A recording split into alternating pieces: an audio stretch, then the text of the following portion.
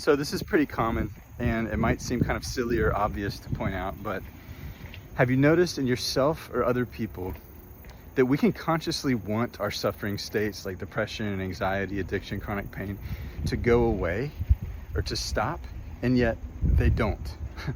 But why? Why can't we just make the decision to stop suffering?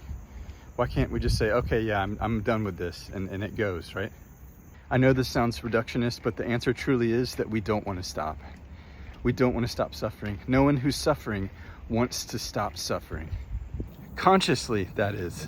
But that's the whole crux, right? Because our suffering is driven by an unconscious mechanism in our body called emotional repression. And so when I say we don't want to stop suffering, what I really should say is our unconscious bodies don't want us to stop suffering. Had a little sun shower. So regardless of what we consciously want to stop suffering, our unconscious repression mechanism in the body actually believes that our lives depend on us continuing to suffer. It's almost like an infant, right? If it stopped fussing or throwing fits, it would sense, I might not get taken care of. I might not get my needs met here. And by the way, this is the experience of many, many people, thousands that we've worked with in the Kill or Be inquiries. Right up front, we tell them, look, if you think that you want to get out of your suffering and reverse your repression, the first thing to recognize is that you do not want to stop suffering and you do not want to get out of your repression.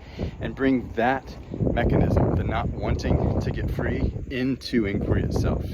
So for those of you who think you want to get free of your suffering, you don't. You don't want to get free of it. Your body doesn't want to get free of it. Your repression doesn't want you to get free of it. What you want is to survive and to stay safe. But if you can bring that into inquiry, then you might have a chance. Yeah.